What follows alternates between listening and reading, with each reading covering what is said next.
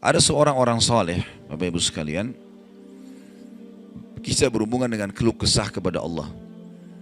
Orang miskin, anaknya 4-5 orang, susah hidupnya. Kisah dulu, kisah klasik.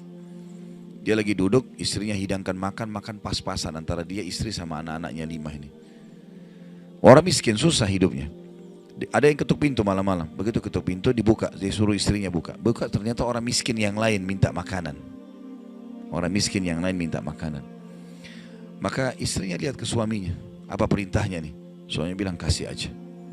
Semuanya dikasih, karena kalau dibagi dua nggak cukup. Orang miskin tuh bawa anaknya banyak, nggak cukup makanan. Lalu kemudian istrinya sama suaminya, suami istri orang beriman kepada Allah, tahu. Ya sudah, sabar. Tapi subhanallah, beberapa saat kemudian, kalau kita beberapa jam kemudian lah, menjelang malam hari, lebih gelap ya, sudah mulai masuk pertengahan malam, jam 12 malam, mereka kelaparan semua. Istrinya bilang, anak-anaknya nangis, saya lapar, kamu juga lapar, anak-anak lapar, bagaimana? Kata suaminya, tenanglah, saya akan coba cari jalan keluar, minta kepada Allah. Istrinya nggak paham suaminya mau kemana. Dia pakai bajunya, baju keluar, kemudian dia keluar pergi ke masjid dekat rumahnya. Malam hari, jam 2 malam gitu. Dia keluar, dia masuk di masjid, lalu dia sholat tahajud. Dan ini sifat orang beriman. Berkeluh kesah sama Allah itu jangan cuma hal yang besar, dari hal yang kecil. Manja sama Allah itu baik. Ngeluh terus, minta terus sama Allah. Allah suka hambanya yang tamak dengan rahmat Allah. Tamak dengan rahmat Allah. Sudah sehat, minta ditambah kesehatan. Sudah kaya, minta ditambah kekayaan. Selalu minta tamak dengan rahmat Allah.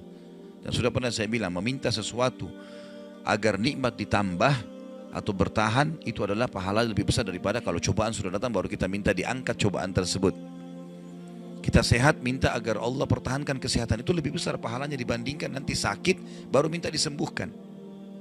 Jadi tamak dengan rahmat Allah itu penting. Kalau bahasa saya sebenarnya bermanja-manja sama Allah.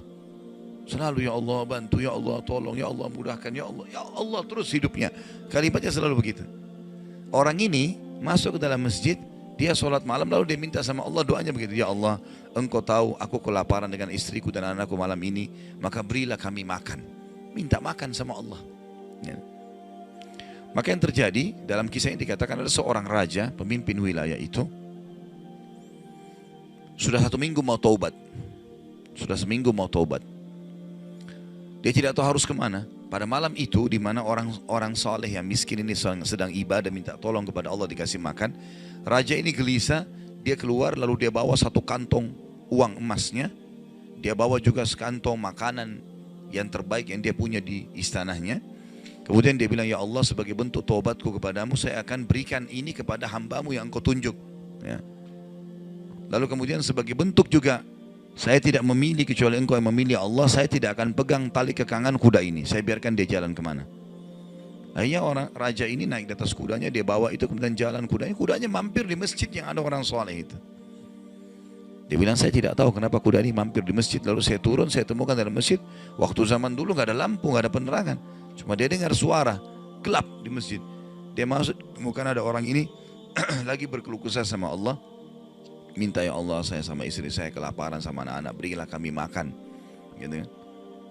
Maka dia bilang, raja ini pun setelah orang itu berdoa, sholat, lalu dipanggil. Dia bilang, saya seorang raja di sini, saya raja di sini, saya sadar bertobat kepada Allah dan saya dengar doamu. Tadi kau minta makanan, maka ini saya kasih. Ini harta saya yang saya niat sedekahkan dengan makanan. Ambillah.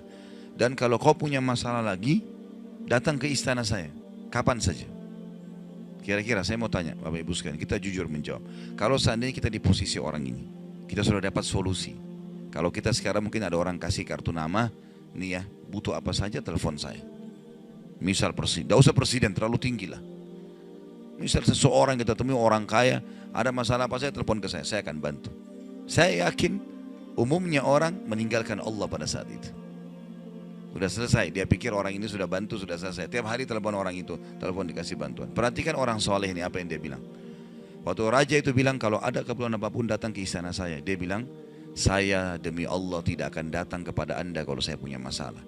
Tapi saya akan datang kepada Allah, Tuhan saya dan Tuhan anda, yang telah mengutus anda datang kepada saya malam ini membawa makanan. Justru kalau ada sudah solusi dari Allah, makin dekat sama Allah. Jangan sudah dikasih lupa ini.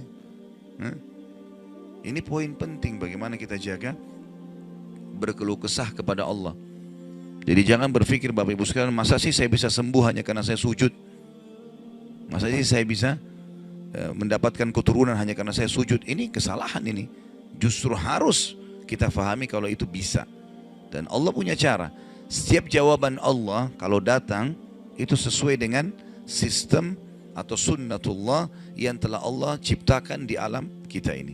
Misal saya berkeluh kesah, ya Allah sendal saya putus, gantikanlah. Sahabat begitu ya, para sahabat Nabi itu kalau sendalnya putus, ya Allah sendal saya putus, gantikanlah. Allah nggak lemparin sendal dari langit, nggak mungkin. Tapi apa yang terjadi? Allah gerakkan sesuai dengan sistem yang ada. Allah buat ada orang lain melihat kita kasihan dikasih sendal, atau dia dapat duit dia bisa beli sendal. Jawabannya Allah begitu, dalam bentuk sinyal datangnya. Jadi harus peka menangkap itu. Kemudian selanjutnya, tentu juga yang ini tadi contoh kisah orang yang berkeluh kesah kalau berhubungan dengan cobaan dari Allah ya. Dia tidak keluh kesah kecuali kepada Allah. Sekarang kita masuk ke contoh kalau cobaan dari manusia. Tadi saya bilang orang digunjing, orang dihina, orang difitnah segala macam. Dia tidak balas kebodohan dengan kebodohan. Jangan pelanggaran dengan pelanggaran. Pasangannya selingkuh, dia juga selingkuh. Dua-dua dosa. Dua-dua dihukum sama Allah. Tidak ada urusan sama kita itu. Tidak ada urusan sama kita ya. Maka kisahnya seperti misalnya Abdullah bin Abbas radhiyallahu anhu pernah lagi jalan dicaci maki oleh seseorang tanpa sebab ini. Datang tiba-tiba caci maki dia. Ibnu Abbas dengarin saja apa yang disampaikan orang itu. Sudah selesai kata Ibnu Abbas, sudah selesai. Dia bilang iya, orang ini kebetulan lihat Ibnu Abbas pakai jubah baru. Ini kamu itu mentang-mentang sahabat Nabi, kamu itu pakai jubah mahal-mahal segala macam. Hasud, orang hasud gitu. Tiba-tiba bayangin kalau kita lagi naik di mobil orang ketuk kaca. Kamu kenapa pakai mobil baru? Kamu kenapa? Apa urusannya sama orang ini gitu? Mungkin kita marah-marah sama orang ini. Ibnu Abbas diam, didengarin semua, sudah selesai. Karena tidak mungkin tergerak orang ini mengucapkan sesuatu kecuali memang ada sebabnya. Dia biarin, sudah selesai kamu sudah. Baik, dibuka jubahnya, ini ambil hadiah buat kamu. Sampai orang itu malu. Sudah caci maki dikasih hadiah lagi. Dan yang dia sorotin ini adalah jubahnya Ibnu Abbas. Sampai akhirnya menjadi muridnya Ibnu Abbas. Nah, bisa nggak kira-kira kalau orang ketuk kaca mobil, kenapa pakai mobil baru? Ambil deh mobilnya.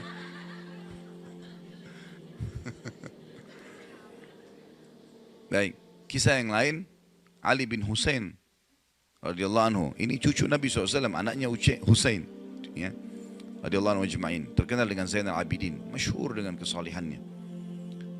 Dia pernah jalan dicaci maki oleh orang tanpa sebab ini. Mentang-mentang kau turunan Nabi, mentang-mentang kau begini, mentang-mentang kau begini, dicaci maki. Dia diam saja. Dia nggak bicara banyak. Didengarin. Orang-orang sekitarnya sudah marah nih.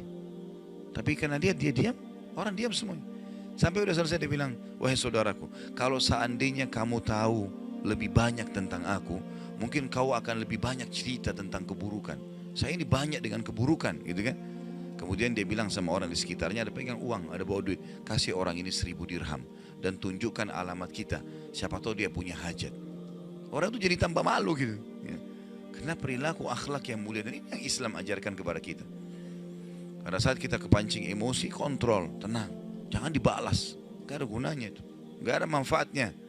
Hanya akan merusak kejiwaan kita. Kata-kata jadi kasar, hidup kita jadi tidak tenang. Ya. Tapi kalau kita gunakan teori syar'i ini, kita akan tenang, tetap bisa makan, tetap bisa tidur, tetap bisa segala-galanya. Baik, kita berdoa kepada Allah SWT, semoga majelis kita diberkahi olehnya dan dijadikan sebagai tambahan amal kita pada hari kiamat. Dan semoga saja seluruh amal yang pernah kita kerjakan, yang akan kita kerjakan sampai ajal menjelang datang diterima dengan kemahamurahannya. Dan semoga semua dosa yang pernah kita kerjakan sekecil sampai sebesar apapun diganti dengan kemahamurahan Sang Pencipta menjadi pahala. Dan kita mendoakan Indonesia untuk selalu makmur, damai, tentram, dan seluruh muslimin bersatu di bawah bendera tauhid la ilaha illallah Muhammad Rasulullah, kembali dalam segala ibadah mereka kepada Al-Quran dan Sunnah. Dan semoga Allah juga memberikan pemimpin-pemimpin yang muslim yang adil kembali kepada Al-Quran dan Sunnah. Dan juga semoga Indonesia menjadi contoh bagi negara-negara yang lain. Dan kita selalu mendoakan saudara kita di Palestina, di Syria, di Yaman, di Irak, di Myanmar, di Ahsa, dimanapun mereka berada yang sedang tertindas. Semoga Allah ikhlaskan niat mereka, terima para syuhada mereka, mulakan Islam di tangan mereka dan tangan kita semua. Dan semoga Allah partisipasikan kita bersama mereka di pahala, baik dengan doa, dengan harta, dan juga dengan jiwa kita. Dan semoga Allah dengan kemahamurahannya menyatukan kita semua di surga firdausnya tanpa hisab, sebagaimana yang satukan kita di majelis ilmu yang mulia ini. Allahu alam, ini mungkin yang kita sampaikan, mudah-mudahan bermanfaat. Subhanakallahumma bihamdika asyhadu an la ilaha illa anta astaghfiruka wa atubu ilaik. Wassalamualaikum warahmatullahi wabarakatuh.